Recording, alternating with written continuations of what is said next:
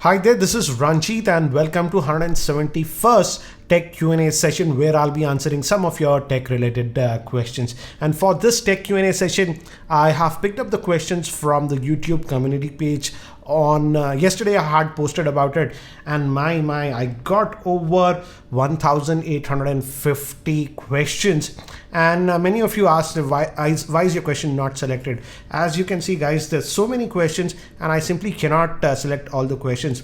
I've selected about close to about 35 to 40 questions out of this Tech Q&A session. So let's check them out. And this is by Nelson. The first question, he's asking, iPhone 6 upgrade to the iPhone 7, is it recommended? Yes, if you're having the iPhone 6, I feel the iPhone 7 is a good upgrade. It's having that dual speaker, water resistant features, and the biggest upgrade I would say is in terms of camera performance. The camera performance has hugely improved on the iPhone 7. But again, the iPhone 7, yes, now the price of the iPhone 7 has fallen down to about 50,000. Earlier it was close to about 60,000. So yes, if you're looking for an upgrade, it's a good upgrade. But we do know for a fact that the iPhone 8 that's going to come out should be actually really good, and Apple is going to add a lot more features. Hope that helps.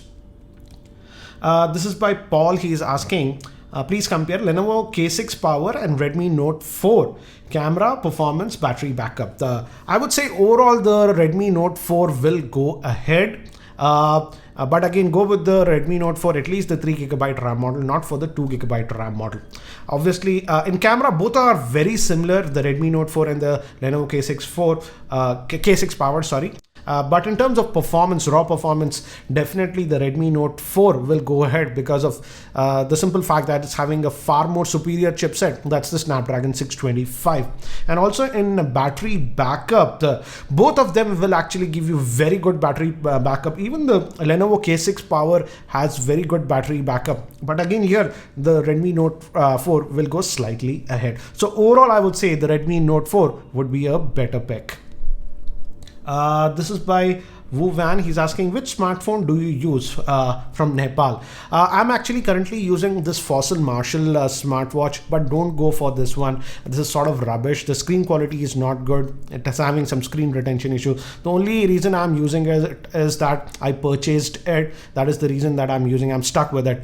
In fact, I would say recently I reviewed the Samsung Gear S3 Frontier. That's far better than this one. But again, it's sort of expensive. If you want to go with the Android wear, then the Moto 360 generation 2, which is actually slightly old now, can be had for a good price. This is by Dharmit Shah. He's asking, what's the difference between LPDDR4 and LPDDR3 RAM? This is RAM.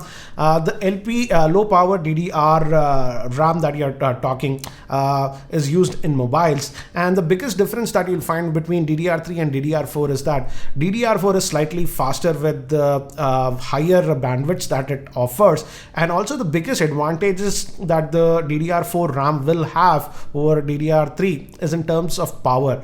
It requires a lot less power compared to DDR3 RAM. And in fact, if you're going to buy a flagship sort of a smartphone, it will come with DDR4 RAM. This is by Jasprin. He's asking, what's the difference between OIS and EIS? OIS stands for optical image stabilization, and example, it's found on most smartphones and even camera lenses. What it has, it's a physical mechanism that you'll have with optical image stabilization. For example, to give you a very crude example, let's say this is your smartphone. When you're taking photographs or even video, your hands actually shake a little bit, and if it has optical image stabilization, this is a physical mechanism. The actual lens is mounted on this one, and it has gyroscopes and other sensors. So if when you're moving a hand like this mechanism moves it in the counter opposite direction to stabilize the footage. So OIS is a physical thing that needs to be on the camera, whereas electronic image stabilization, it does not require any special hardware. It's done on the sensor. But again, for EIS to work, it's actually adjusting the pixels when you shoot the video. It's being done via software, so it does crop up the picture a little bit, I would say 10% or so. Earlier EIS was not that great, but from past 1 year I'm noticing that EIS option is also actually really good, and many of the high-end smartphones actually employ both, that is optical image stabilization and EIS. So optical image stabilization, you need hardware support for it to make it work, but EIS is done via software. So let's move to the next one. This is by Sanket. He's asking, let me just wear my specs, I can't see this. Do explain me in short what is intranet and extranet, as that's in my syllabus, and if possible make a separate short video. Okay, let's talk about intranet versus extranet. Think of intranet as a closed circuit mini network that you'll have in your company. Let's say if you have a company, you have about 100 odd people in that company, and you have a network. There you'll have some servers, internal web servers, and collaboration servers, etc. You can even run Exchange servers and stuff like that. And you have a closed, this network, what you have is only there for the people working inside the company. This cannot be accessed actually from outside. So it's a closed network that you have, and that's known as a intranet. This intranet, many of the big companies actually do employ intranet. Their sales stuff, their accounting stuff, collaborations all happen in that, and this is not accessible from outside.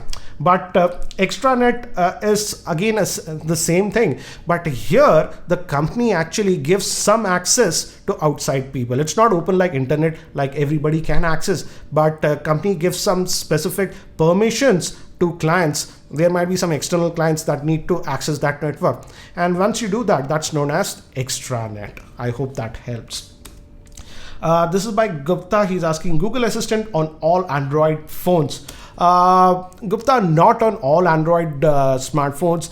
It will come if your Android phone runs on Android Marshmallow and above. And also another requirement is that the phone should have at least 1.5 gigabytes of RAM or more. So if you are having any modern smartphone that you've purchased in the past 6 months, and it has Android Marshmallow and above 1.5 GB RAM, it should get the Google Assistant. This is by Tech Unwrapped. He's asking OnePlus 3T or the iPhone 6, because iPhone 6 is still a good competitor, I guess. Frankly speaking, if I were you, between the OnePlus 3T and the iPhone 6, I would go with the OnePlus 3T. The iPhone 6, don't get me wrong, it's a decent phone, but if we compare it with the OnePlus 3T, the OnePlus 3T will go ahead. In fact, I would say in terms of camera performance also, the OnePlus 3T will give you better camera performance than the iPhone 6. So my pick would be the OnePlus 3T over the iPhone 6. This is by Anand. He's asking, which DSLR should I go for? He says his budget is 30 to 40,000. Is the Nikon D5300 a nice option?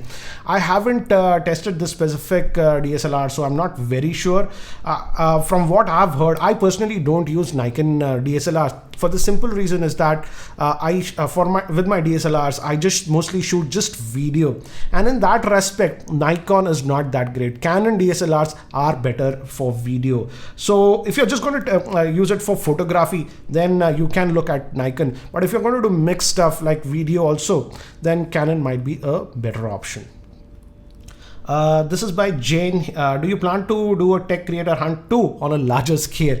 Goyam, let's see. Yeah, I would actually like to do that with Ash if time permits. Let's see if it can be done by the end of this year, and if we are able to get some sponsors, we would definitely like to do it on a much larger scale, because we see the potential in that one. Let's move to the next one. This is by Harshal. He's asking, I want to buy a DSLR camera, so can you suggest me one? Should I buy a new one or a 3 or 4 year old used one? I'm a beginner and a budget of about 30,000. For a budget of about 30,000, you can get a new DSLR, I would say. So go with that. The only reason I might go with the older DSLR is that, for example, if you're doing video kind of work, then if you're getting the Canon 70D or something like that used, then I would prefer that, because of the dual pixel technology on Canon 70D and the 80D. They do a far better job in video compared to other DSLRs. But if you're just going to use it for static photography, you can get a new DSLR. I think it's the Canon 1300D or something in this price point. This is by Kshitij Bhatnagar. He's asking, I'm planning to buy a phone, budget around 30,000. He says, have decided for the OnePlus 3T. Should I go ahead with the purchase or wait for any particular launch that might be as good as the OnePlus 3T? As of now, I've mentioned earlier also, the best phone overall, if you talk about the price to performance ratio, is the OnePlus 3T. So yeah, if you want a phone right now, you can go with the OnePlus 3T. The only thing that I've noticed is that now with some heavy gaming, it does exhibit some heating issues. But apart from that, it's overall a good phone. I don't see any phone as of now in that price band that might beat the OnePlus 3T. There are rumors that the Xiaomi Mi 6 might come out, but I feel that will take some time, because from rumors what we are hearing, it'll be on the Snapdragon 835. And if that's the case, that will be only launching after April. That is after the launch of the Galaxy S8. I hope that info helps. This is by Harsh Punjabi. He's asking, can you send me a good tripod with fluid head? Budget is around 8,000 rupees. Harsh, I don't recall the model name exactly, but go for this brand. This is known as E-Image. You won't find it online, but if you go to in your city, there might be a good camera store. Go with E-Image, tripod. Many of the news agencies, etc. use that. In fact, I also use a E-Image tripod. The one that I got about 2 years ago, I don't recall the model number. That's for 10,000 with a fluid head. But there is also one more variant that comes with for about 7,800 or so, and that also comes with a fluid head. E-Image. This is by Nitesh Reddy. He's asking, how's the S voice on Gear S3? Can we reply and create text and WhatsApp message seamlessly? He is asking, small messages are okay, but how about like 10-word sentences or messages? Can it? This will impact my purchase. Nitesh, let's get it very right. The voice dictation on the Samsung Galaxy S3 Gear S3 is good enough, but again, it's not perfect. I would say I've used it quite a few times, and I have dictated like 2-3 lines of sentences also. And I would say the accuracy will be about 70%. Some words it will misspell. So if you are hyper paranoid about that, then it is not 100% foolproof. But again, if long sentences, it might mix up a word or two, but the other party should understand that. But again, if you're expecting it will get your voice 100% all the time, then no, that won't be the case. This is by Nair. He's asking, is there any possibility of a new operating system emerging for the mobile platform other than Android or iOS? What will be your thoughts and reaction if it ever happens? Nair, I don't think so. In the mobile space as of now, we will see any new mobile operating system that can compete with Android or iOS, because they have actually the entire market is captured by them. Even Windows Mobile has just less than 1% market share. So I don't see a space for a new mobile platform competing with Android or iOS directly. We are seeing this new wave of virtual reality. I don't know how popular it is. So maybe if a new OS comes there, it might have an opportunity. But if they want to attack existing Android or iOS devices, that'll be very tough. This is why Shivam, he's asking, static IP and dynamic IP, please tell about the different standards such as DHCP and PPOPE. Okay, first let's talk about static IP. Static IP is a sort of a permanent IP address that is given to you by your ISP, and this will not change whenever you restart your router or gear. That IP will be constant, and this is useful if you are running a company or anything like that. For example, you run a web server, those kind of stuff require a permanent static IP. So that is static IP. With general home broadband connections, always you will get a dynamic IP. That means whenever you restart your router or log into your internet connection, a random IP is assigned. That is known as dynamic IP. And difference between DHCP and a PPOP server. DHCP is Dynamic Host Control Protocol. I've already made videos about this on my other channel that is known as Geekyranjit Explains. Just check out that. For PPOP, it's used for authentication. For example, when you're logging onto your internet connection, you need a username and password. Again, it will differ from different ISPs to the ISP. With the PPOP, you can actually automate this stuff with a dialer. I hope it helps. This is by Nitesh. He's asking, is the Redmi Note 4 a promising smartphone? What's the review after 2 months of usage? Can I expect any camera improvements through software updates? And what is the SOT that you're giving after heavy usage? Nitesh, I've already posted my review of the Redmi Note 4 about a month ago, and it's a very good phone for the price, and the battery life was good. In terms of screen on time, anywhere at least 6 to 7 hours I was easily getting, with casual users even touching about 8.5 hours. And camera improvements, I don't think so we'll see huge leaps and bounds of camera improvements. What is the camera right now will be the camera performance. So don't expect that the camera performance will magically compete with the Moto G4 Plus or what it is. The camera is a definite improvement over the Redmi Note 3. Again, I had posted a comparison video earlier also. But if camera is your highest priority, I've mentioned earlier also, the Honor 6X has a better camera. I hope it helps. This is by Yash. He's asking, he says, I want to know that when in a smartphone a cellular network is on and at the same time the Wi-Fi is also connected, then the phone uses which one, the Wi-Fi or the cellular network?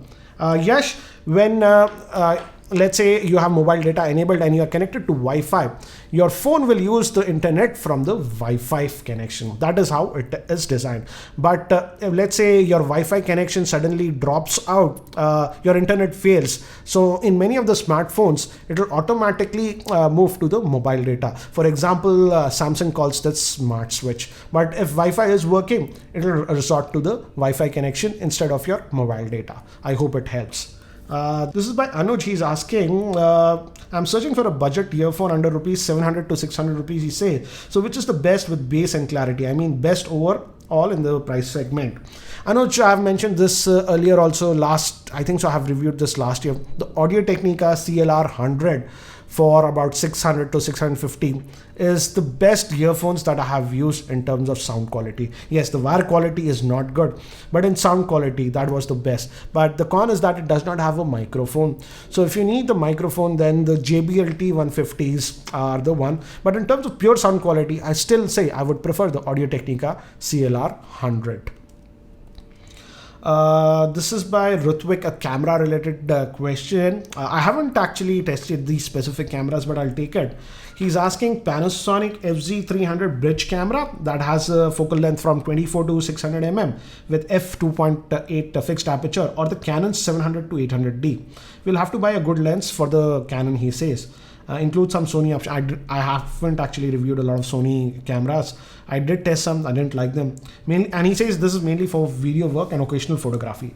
So Rutvik, you are very clear that you need these cameras for YouTube related work. So I'm assuming you'll be shooting a lot of video. I haven't personally used the FZ300, so can't comment too much about it.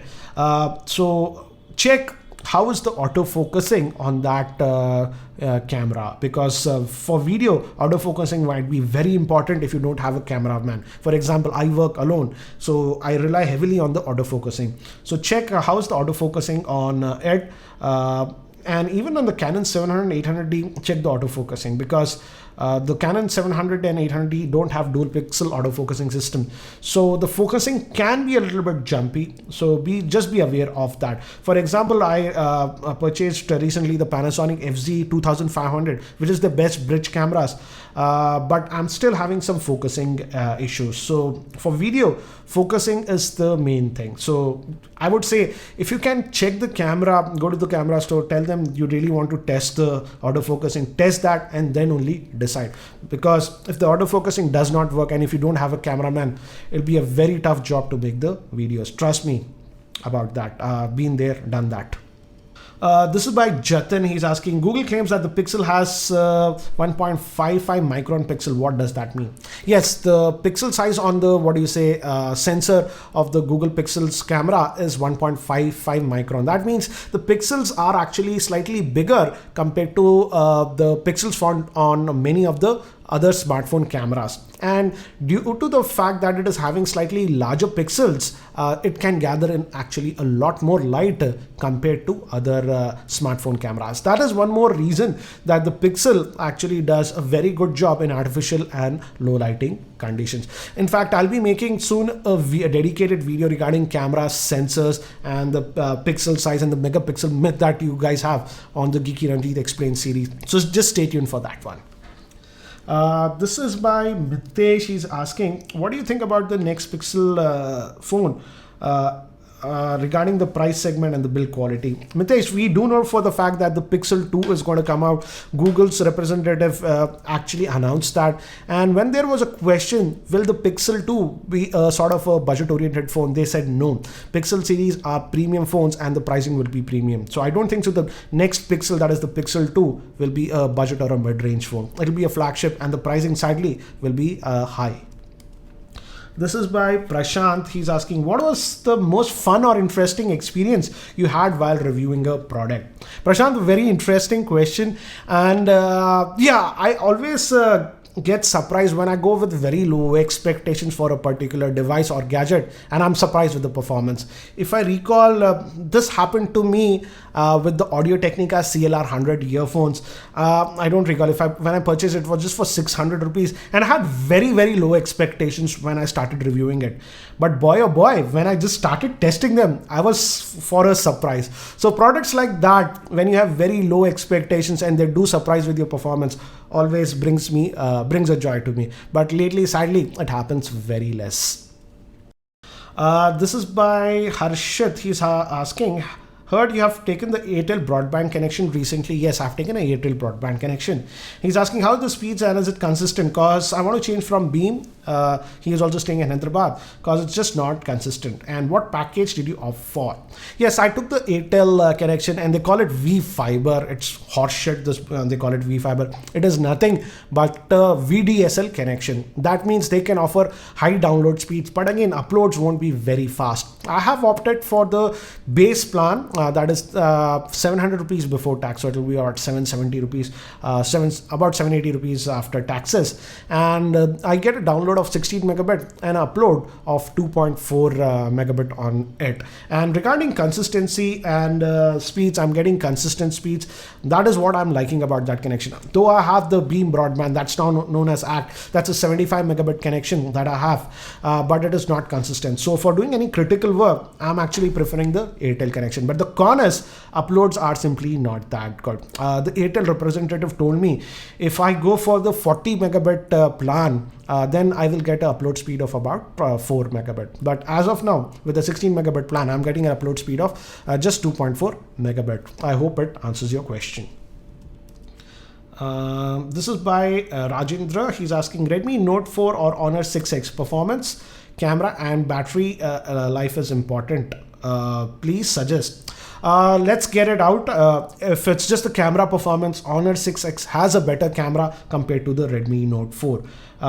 Performance, both of them actually did perform very well, but in terms of battery life, definitely the Redmi Note 4 will get you better battery life compared to the Honor 6X. Again, I've already posted in-depth reviews with its pros and cons for both these devices, so check out those videos and then decide which one is better for you. This is by Tejeshwar Rao. He's asking, why do you think Lenovo is lagging behind other brands in case of updates? If this is going to continue, is it worth to buy Moto devices anymore, like the G5 Plus or the Moto M? Regarding Moto M, don't go for the Moto M. It's having a MediaTek chipset, and for the price of what Motorola is charging, 16,000, I feel is just overpriced product. With the other Moto devices like the G4 Plus, etc., Motorola is providing Android updates, but one place where they are not providing updates is terms of Android security updates. Android security updates, even Moto devices are not getting that quickly. They just updated once in 4-5 months. So that is one area where Motorola is severely lagging, and I have also complained about it several times. I hope they change, but their policy as of now is that monthly Android updates, they are just simply not providing. Regular Android updates, I don't think so the Moto G5 Plus would be an issue for that. But monthly security updates, don't expect it to come every month. Maybe once in 4-5 months if you are sort of lucky. This is by Gaurav Sharma. He is asking an interesting question. I've got this sort of a question from quite a few. That's why I'm taking this. Sir, do you think that Mr. Bachchan as brand ambassador of OnePlus is good move? In my opinion, that will hike the price of the OnePlus 5. Chances of getting he's talking about the price drop. Gaurav, I don't think so the price of the OnePlus products will fall. This is the general trend that we are seeing with the OnePlus. If you notice it, OnePlus 1, what was the pricing? OnePlus 2, they raised it a little bit. With OnePlus 3, they upped it to about 28,000. With the OnePlus 3T, now the base variant is about 30,000. So they're slowly increasing the pricing. So yes, obviously the OnePlus 4, if you are expecting the OnePlus 4 pricing to be OnePlus 5, sorry, pricing to be aggressive, that will simply not happen. And yes, they are sort of now spending a lot on marketing. I don't know why they are doing it, because most of the tech savvy crowd does know about the OnePlus, but looks like they want to target the non-tech savvy crowd, and hence they have hired Mr. Bachchan as their brand ambassador. So yeah, if you are expecting the price of the OnePlus products to fall now, so I doubt that would happen. Anurag is asking, everyone says Nikon DSLRs are bad for video, but no one gives a reason or explains why. Tell me why. Anurag, the thing is that Nikon DSLRs do great job when you take static photographs, but in video they are sort of poor. In fact, the autofocusing is not that good. It is in fact very jumpy and sort of unusable if you're going to use autofocusing on Nikon DSLRs. And also the menu layout is sort of difficult for video work. That's the reason many people prefer Canon DSLRs for video over Nikon. I hope that helps. Mr. Sharmit is asking, tell me about your video. Like, what do you do? Like scripting, editing, etc. The whole process. I actually don't do any scripting. All my videos that you see are unscripted. I just can't do scripted work. But before actually shooting any review, there's a lot of work that goes behind the scenes. I test the product for a week or two, and this is the device that I use mostly. I use this. This is the Surface Pro 4, and when I'm testing the device, I write down all my notes, what I'm noticing about that in the Surface Pro 4.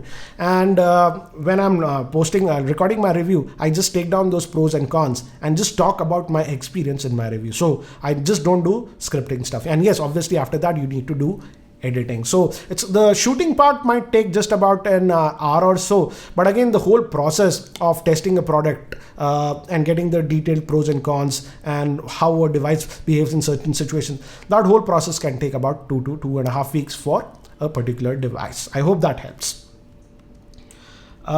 This is by Shinoy. He's asking, how is your Daikin AC air conditioner working now?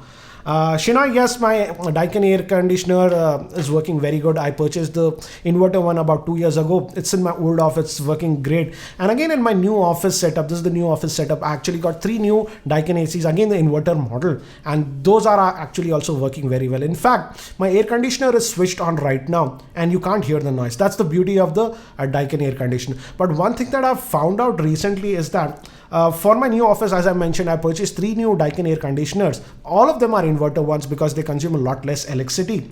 But one of them was the Indian model. And it was slightly cheaper, about 15% less. And I noticed that the Indian variant actually produces a lot more noise compared to the other ones. The one that I'm using right now, and this is very silent, is the Malaysian unit. But this one actually cost about 15 to 18% more than the Indian variant. So if noise is your highest, low noise is your highest thing when you're buying a Daikin AC, go with those Malaysian models.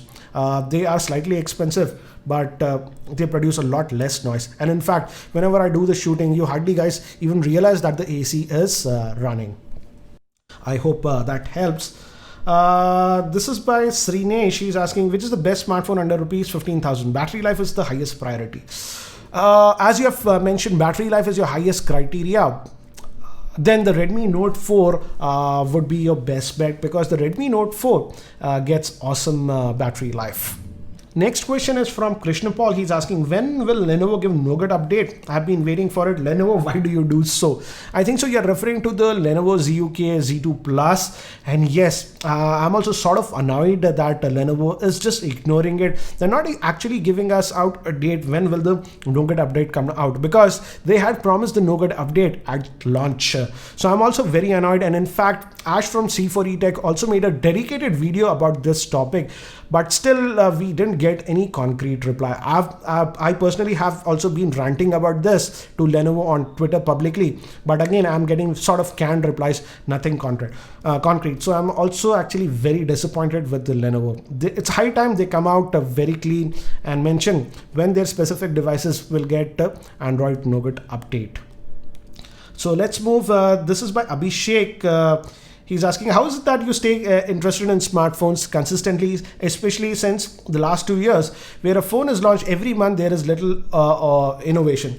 Yes, Abhishek, the type of innovations that we are seeing in smartphone is coming to, it's like flattening down. It's like the PC market now. The PCs have matured. Earlier in 2000, every generation, every year, you used to see very new processors and new stuff on PCs. But lately it has plateaued. That's the same thing that's happening with the smartphones. But one place I still feel good things are happening with the smartphone is in the mid-range market. The mid-range smartphones are actually becoming very powerful. So yeah, it's not as exciting as it was earlier, but still I feel in the mid-range segment we are getting very good phones, and still there is a room for improvement by OEMs. This is by Geekyranjit. He's asking, any mobile will work perfectly for some months only. He's mentioning that after using the smartphones for a couple of months, they tend to get slow down. And he's giving examples: Samsung, HTC, Sony, LG, all the same. This is the second time he says he's asking. Geekyranjit, think of your smartphone as a computer. It's indirectly a computer, a handheld computer that you're using. And if you have used your Windows PC also, when you got your Windows PC new, it was fresh, it was fast. But after a year or year and a half, you might have noticed that even your Windows PCs actually tend to go slow down. That's the same case that happens with your smartphones also. And I'll tell you the reason why. It's not like your processor is getting degraded or anything like that. The thing is that during this time course, you start to install a lot of apps and a lot of junk gets accumulated on the smartphone. And many people don't realize even 1 or 2 bad apps can slow down the entire performance of your smartphone. That's the same case even with your computers or PCs. So again, I would say, format your backup the important data that you have, format your smartphone, factory reset, and only install the apps that you really need, and you'll immediately notice the speed bump that you'll notice. So it's due to the junkware and stuff that keeps accumulating on your smartphone. I hope it helps. This is by Sohel. He is asking, which laptop is good for video editing, and what is your advice for starters on YouTube? This is a 2-part question. Sohail, I would say for video editing, you need a powerful processor with a decent GPU. So I would say if your budget is tight, go with the Intel Core i5 based processor. And in terms of RAM, go with the laptop with at least 8 gigabytes of RAM. If you have the budget to splur around and you are doing this as profession, daily video editing, then I would suggest go with the Core i7 and with 16 gigabytes of RAM with a decent GPU. But if you're just doing it casually, then Intel Core i5 based processor with 8 gigabytes of RAM would be the one to go with. And also go with the fast drive like a SSD, and use an external hard drive for storing material, because SSDs are expensive. And for starting in YouTube, just follow your passion. Whatever you are good at, just try to do that, and it'll take some time, but if you're doing good stuff, people will find you. That's how YouTube works. I hope it helps. I'm getting another computer related question. This is by Mr. Singh. He's asking, SSDs versus hard drives, which one is better and why? Is it good to compromise storage for good speed and SSD?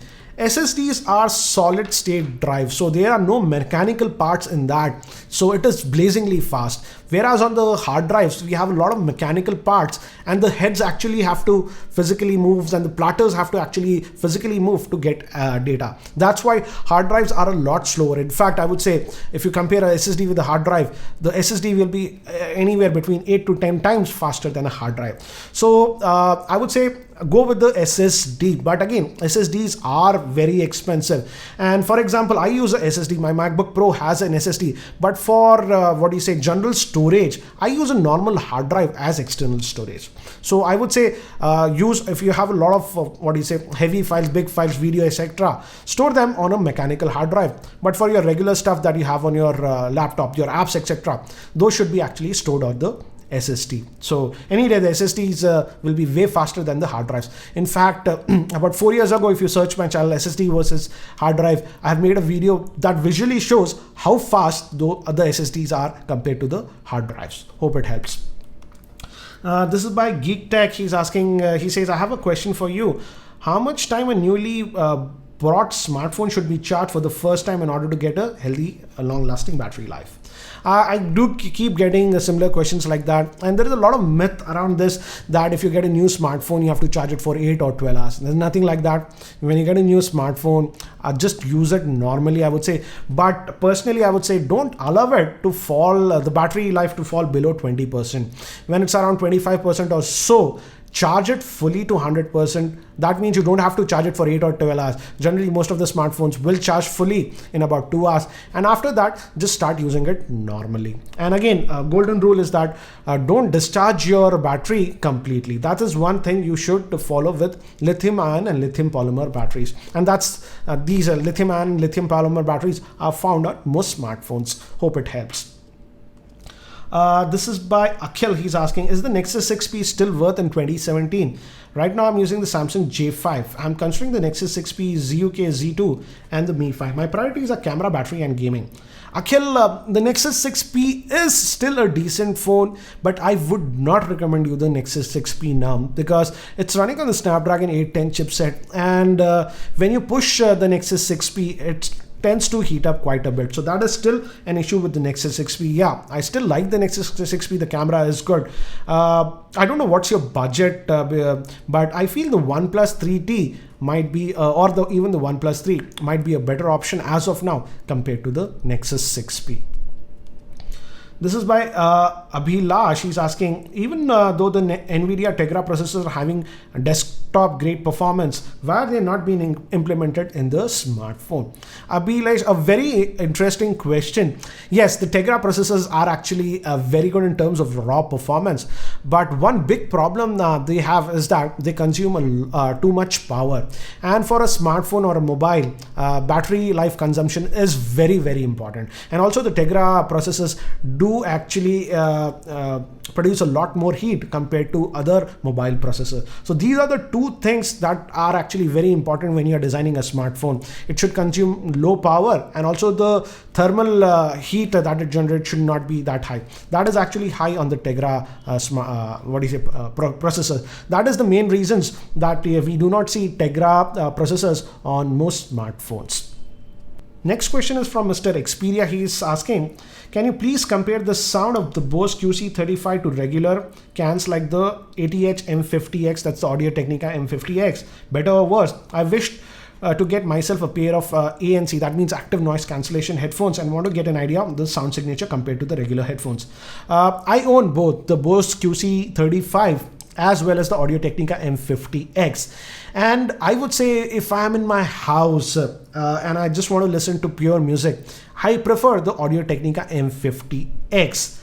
But when I'm traveling, and especially if I have to take flights, I always go with the Bose QC35 because of the active noise cancellation. The Bose QC35 actually amplifies the bass a little bit compared to the M50X. But in terms of highs and other frequencies, I feel the Audio Technica M50X are slightly better. So if you're sort of a purist, you would prefer the sound signature of the M50X.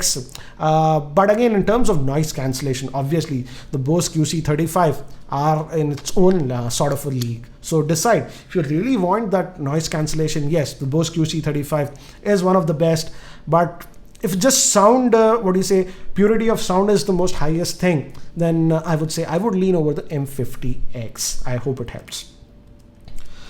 This is by Mr. X. He's asking, can you recommend me a good Wi-Fi range extender that you have used recently or you feel is good, that is for home use? Maximum 2 devices will be used.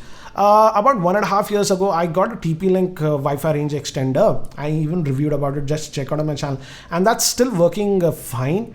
And even about 6 months ago, one of my cousins who has actually a duplex house got a TP-Link range extender, but that one was having 2 external antennas. I don't recall the model name, and that one also is actually doing fine. So yeah, if you're having those range issues, you can go with those TP-Link range extenders. They are cheap and they get the job done.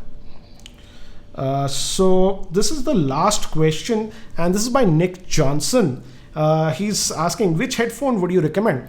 The Audio-Technica M50X again, or the Grado SR60, purely in terms of sound quality and noise cancellation. Your thoughts on both? In fact, I own both. The Grado SR60, it's actually not sold in India, but I love the Grado SR60.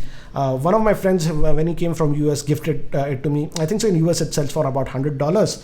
And I love the Grado. If it's just the pure sound quality, I love the Grado. But again, they are open here. So if somebody is sitting beside you, they can also hear the music. So, and in terms of noise isolation, the Grado SR60s won't isolate the sound completely compared to the M50X. The M50X are closed can, so they cover your ear fully. So in that way, the noise isolation is better on the M50X. But the sound signature is slightly very different from the M50X compared to the Grado SR60. The SR60 being open air, actually the music sounds more lively. And I actually enjoy listening to SR60 a lot more. But lately I'm not using the SR60 a lot because I only listen to music at night, and due to the nature of the SR60 open back, the sound leaks, my wife sort of gets annoyed. But if I have to pick one just based on the sound, what I love, I would say I like the sound signature of the Grado SR60, but sadly they are not sold in India. In US they are available for about $100. So these were some of the questions for this 171st Tech Q&A session. I hope some of these questions were helpful to you. And guys, if you're not subscribed to my YouTube channel, hit that subscribe button. And not only just subscribe that button, hit that bell icon, because if you don't do that, you won't be notified when I post a new video. So guys, that's it for now for this video. I hope you liked it. And again, if you're not subscribed, hit that subscribe button. Thanks for watching. This is Ranjit, and I hope to see you in my next video.